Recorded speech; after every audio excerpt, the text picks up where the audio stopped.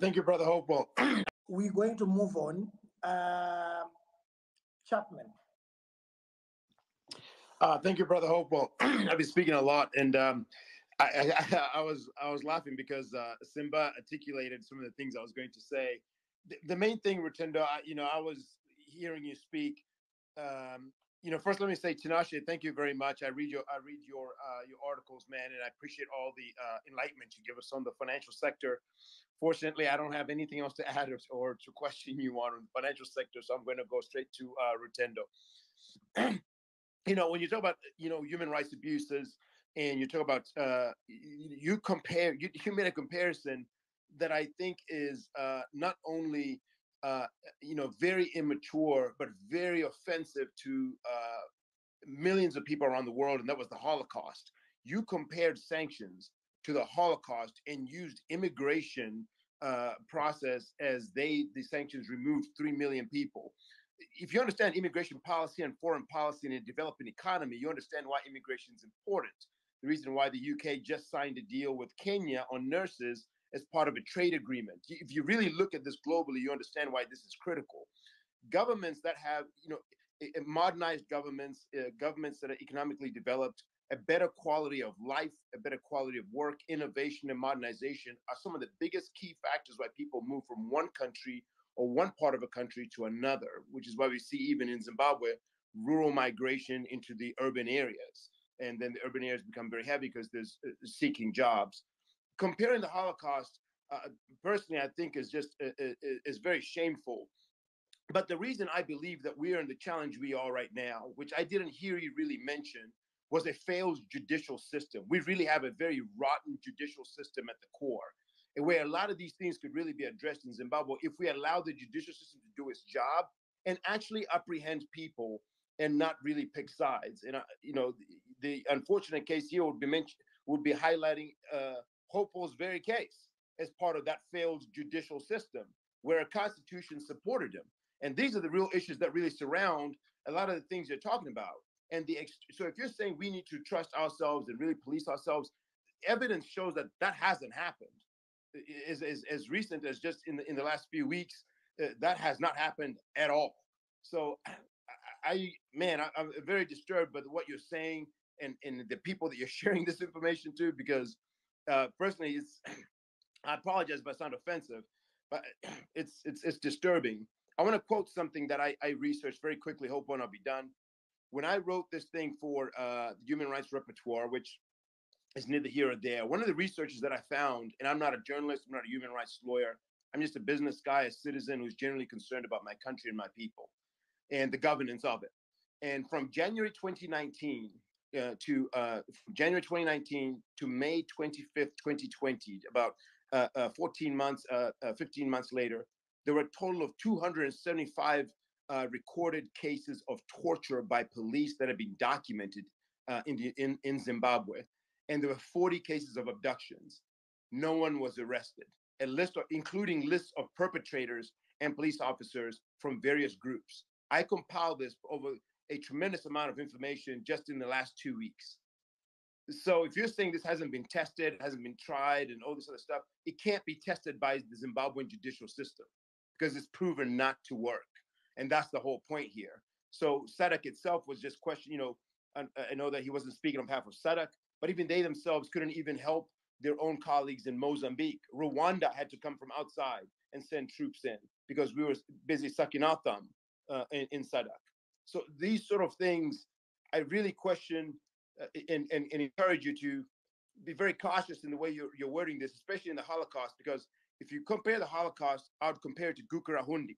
And if we compare the both of them, the difference is that the Holocaust is still arresting people, guards of the camps today. In fact, in August 2nd, they arrested a 100-year-old former guard at one of the camps. I don't think we've arrested anyone from Gukurahundi. Just food for thought. Thank you. Thank you very much, Chapman. Respond to Chapman. I'll bring the doctor, then he can respond.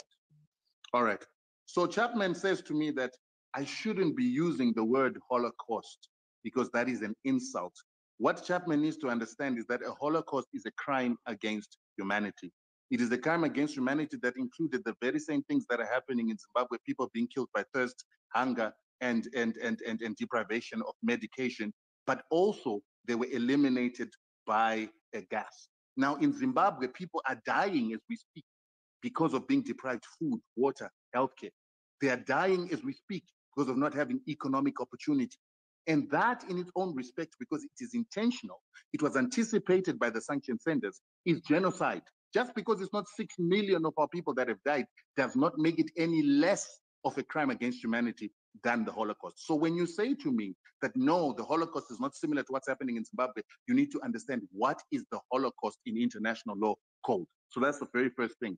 You talked about the Gukurahundi massacres. Again, this is another thing that Zimbabweans just throw around without any evidence, without any knowledge. It was a war, never called a massacre, never called a genocide, and it was never taken into any international court because it just never qualified. Right now, the moratorium is passed. 20 years have passed, and now they're saying they can't take it to the Human Rights Court because of that fact.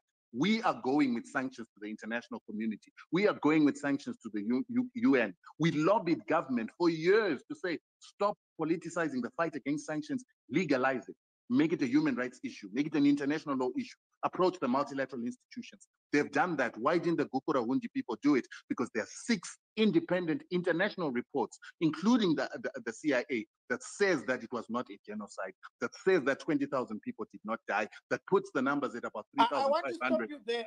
I want to stop you there, Rutendo. I think we are going into territory that will start insulting our people. And I respectfully ask you to pull back. I will park the issue of Gukurahundi, but I will say one thing before I leave it. You keep allowing a certain narrative of Gukurahundi to prevail, but when there is a counter to it, even if it's got facts, you don't want to hear it. And that does not help us with the dialogue. But I will leave it because for us to have peace and for us to have progress, I will leave it. Now let's go to this issue of the failed judicial system. Hopewell, you're sitting here right now because of our courts having made a decision that allowed you to be free.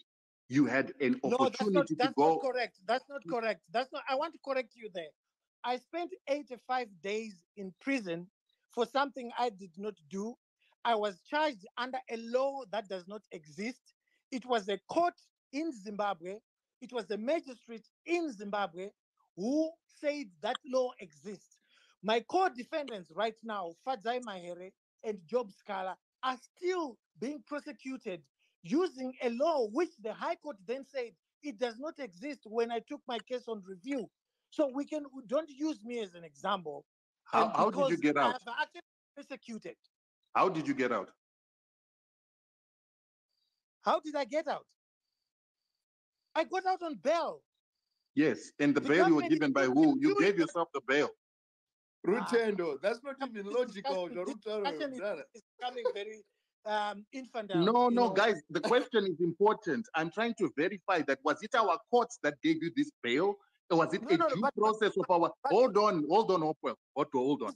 Was it our courts? Was it due process that assisted you to come out? Or did you come out on your own? You came out because of our courts. There is a judge that gave you that bail. And I am saying to you that our process therefore works. So when people like Chapman make the claim that the process doesn't work, when you're outside, you didn't die in prison, as that is what happens in Kagame's country. You didn't die in prison, as what happens in Iran. Then you are wrong. We have to adjust that to say that. Let me give you an example. Let me give you an extreme example. But guys, now you're speaking over me. What is this all about? Give me my chance. Okay, Rutendo, for the purposes of progress, Rutendo. Can I ask you to hold back for a minute for the purposes of progress? Okay, Mike, please say something. Wait, Jessica. For the purposes of progress, can you hold back, Rutendo? Please, Dewa, go ahead. Thank you so much, Wopo, for this space. I just wanted to clarify on the questions of the law. And I am speaking as a human rights lawyer who has studied international law.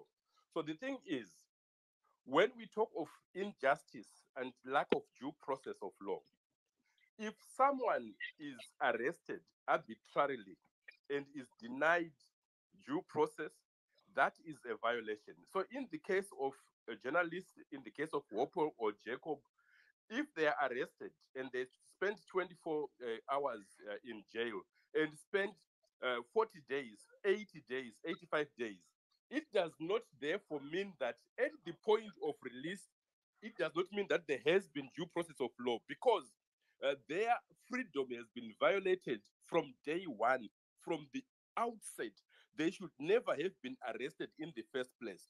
So we cannot say because someone spent 2 months in prison and eventually came out, then it was fair or it was just. I just wanted to clarify that.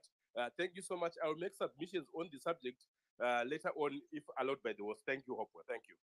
I think Dewa, you're being hypocritical, my brother, because you're the same person we've been speaking and arguing for a very long time on this platform, together with Hopewell, that you guys have supported the punishment of the collective people of Zimbabwe by sanctions without due process. But you want to talk about due process to do with Hopewell. Hopewell is out.